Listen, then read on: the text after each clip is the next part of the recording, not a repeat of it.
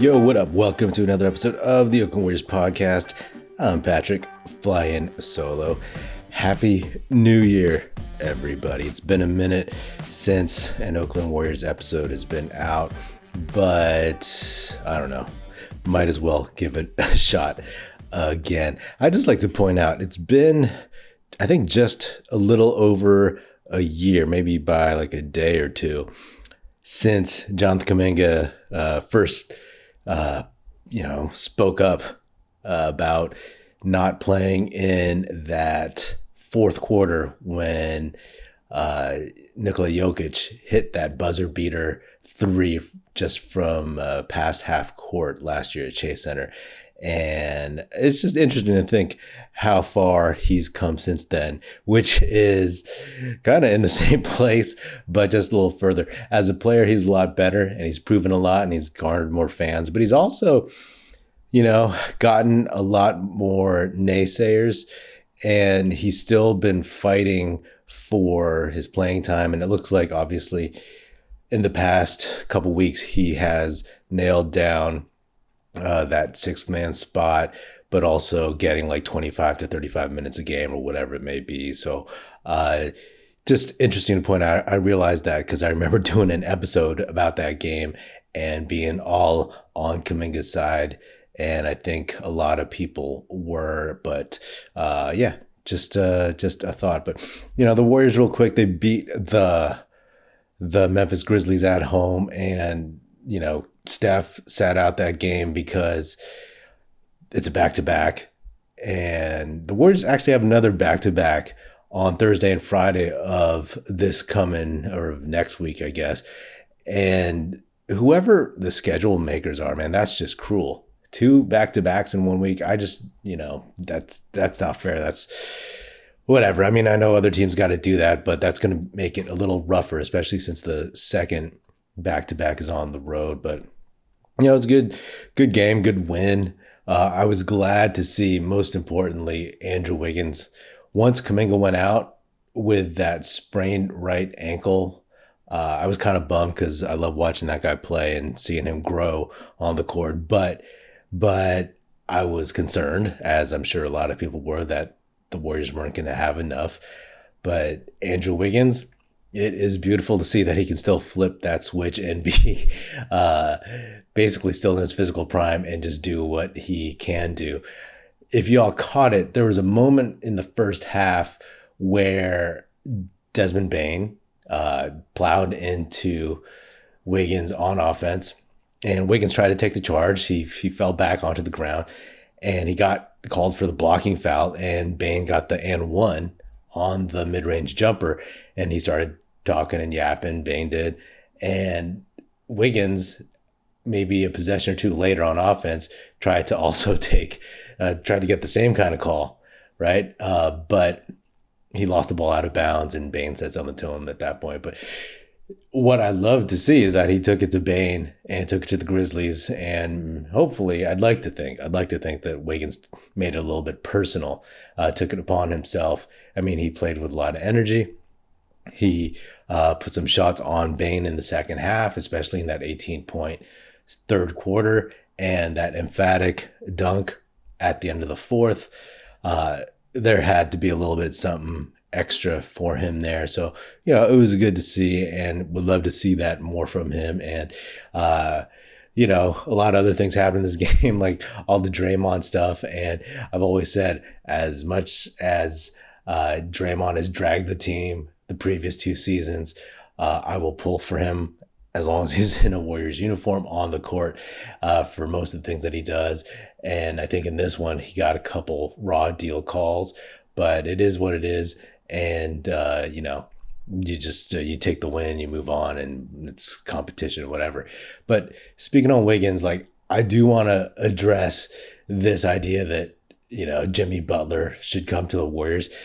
This has been talked about since the summertime, when the whole Jimmy Butler his contract extension didn't happen and whatnot with the Heat. And then he started saying, as the season moved forward, that the Warriors were one of the teams that he wanted to be traded to. And now he's demanding to be traded, and everybody's like, go to the Warriors. And I absolutely 100% do not want Jimmy Butler on the Warriors for the cost in terms of players, for the baggage in terms of what he brings, for a lot of reasons, right? For how much he would cost literally as in terms of contract moving forward if he were to sign. The dude wants a max. The Warriors should not and would not give him a max. That's ridiculous. And to be honest, it just seems like there's like mainly two factions of people that want Jimmy Butler on the Warriors. One, like Warriors fans who look at Jimmy Butler and see they think he's still Jimmy Butler from 4 to 6 years ago. And then two, non-Warriors fans who are maybe just general NBA fans who don't really care if the Warriors blow it up. They just think like, oh, get somebody for Steph, and if it doesn't work, I don't care. I mean, I do care. Personally, I do care about how this team, I don't want them to just get rid of all their young guys. I don't want to get rid of all this stuff. But the practicality of Jimmy Butler is that, and I'm sure some of you have heard this, read this, know this, but the practicality is that to get Jimmy Butler, you'd have to include Wiggins. And the Heat, who knows if they're where they're dealing from in terms of leverage, but they would obviously want Kuminga to some extent.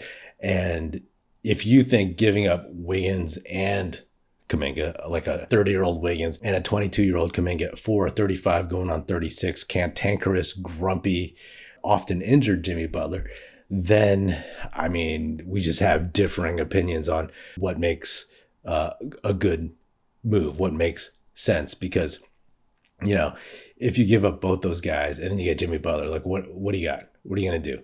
You know what I mean? Like, I just don't think that it is anywhere close to worth it. What are you going to do when he wants to get paid a max deal? I mean, look at some of the Warriors players. They understand how tough Draymond took $24 million a year, right? Like, he's more valuable to us than Jimmy Butler. Jimmy Butler does other things, obviously, but like, he understood what it took to make it work. Do you think Jimmy Butler would do that for the Warriors like next year or over the summer? No. You know what I mean? So I just do not want to see that happen. If I don't think Dunleavy would do that. But we shall see. I'm guessing he won't. And it's been reported more recently that it's not really anything that the Warriors would want to do. It's just bad business. Plain and simple. It's bad business. Doesn't, like, you don't make knee-jerk reactions based on pure emotion. You know what I mean? You look at all the realities. If you just look at the obvious stuff, then it just doesn't make sense. The player that I want, and other folks I've talked to in person, whatever, on text, on the Oakland Warriors Discord channel, is Vucevic from the Bulls.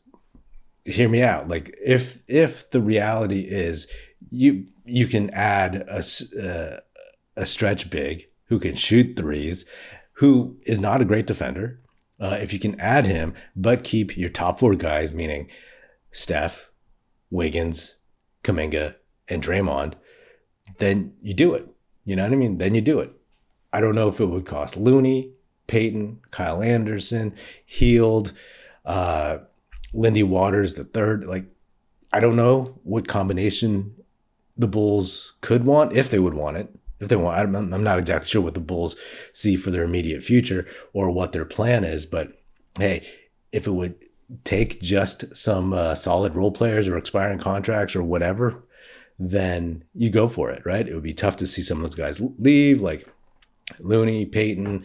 I like Kyle Anderson, but at the end of the day, you make that move because you can keep your best guys and then add what everybody says the Warriors need the most, which is a stretch big.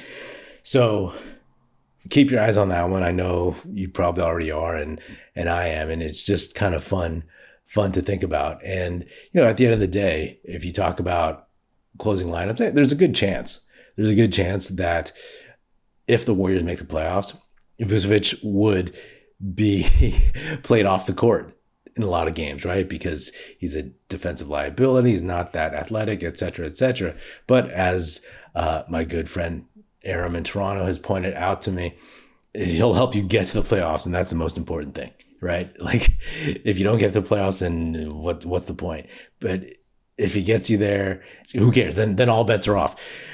To me, the Warriors are always going to close with their best five guys, right? And their closing lineup by that point still should be, if Kuminga's still on the roster, Steph, Wiggins, Kuminga, Draymond, and whomever else it works in terms of matchup, in terms of like heat check. Like if Buddy Hield's still on the squad and he's like 6 for 6 in the game, you put him in the game. If you need somebody like Schroeder in there, then you put him in the game.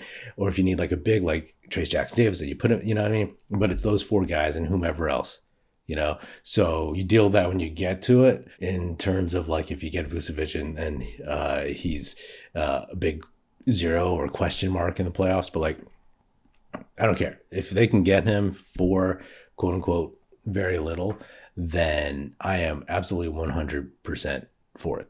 Not sure who else might pop up in the next month or so in terms of trade names, but I don't know. I think that's the one that Warriors fans should hopefully zero in on, and I don't know, take it from there. All right, that's all I got.